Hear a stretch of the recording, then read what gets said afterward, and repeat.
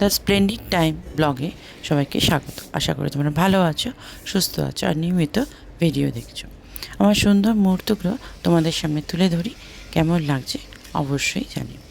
আজকে একটি রেসিপি নিয়ে এসেছি। এই মাছটি তোমরা হয়তো অনেকে খাও বা অনেকে খাও না, কিন্তু আমার ভীষণ ভালো লাগে, তাই তোমাদের সাথে এটা শেয়ার করছি। কিন্তু আজ রেসিপির থেকেও বেশি আমি আমার নিজের মনে কয়েকটি কথা তোমাদের সাথে শেয়ার করতে চাই। রান্না করা একটা আর্ট। যারা রান্না করতে ভালোবাসে তাদের কাছে রান্না একটা শিল্প। অনেকগুলো স্টেপ পার করে কিন্তু একটা সুন্দর রান্না তৈরি হয়, যেটা স্বাদে গন্ধে ভরপুর হয়, সবার খেয়ে জিভের রসনা তৃপ্তি হয়। তাই রান্না কিন্তু একটা শিল্পই বলা চলে। প্রত্যেকটা রান্না কিন্তু স্টেপ অনেক আলাদা। মানুষ নিজের মতো করে অল্প ঝাল, অল্প নুন, অল্প তেল, অল্প টক, অল্প মিষ্টি সব কিছু মিলিয়ে মিশিয়ে রান্না করে। তাতে কিন্তু রান্নাটা অতুলনীয় হয়ে ওঠে। জীবনটাও কিন্তু সেরকম।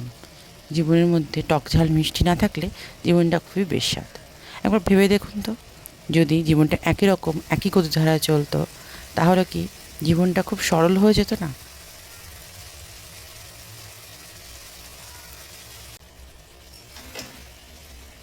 তাই তো জীবনে এই টক ঝাল মিষ্টি ধাপগুলো যুক্ত হয়। হয়তো আমাদের অজান্তে হয় বা আমাদের জেনেই হয়, কিন্তু আমরা সেগুলো জীবনে চাই না, কিন্তু পার তো করতেই হয়। তাই এভাবেই জীবনটাকে পার করে যান আর নতুন নতুন রান্না করে খাওয়া শুরু করুন, যেটা আপনাদের রসতৃপ্তি তো হবেই, আবার আপনাদের স্ট্রেসও রিলিফ হবে। আজকে যে রান্নাটা করছি সেটা হচ্ছে শঙ্কর মাছ। আমি এগুলো রান্না করতে একদমই জানতাম না, বাপের বাড়ির থেকেই শেখা।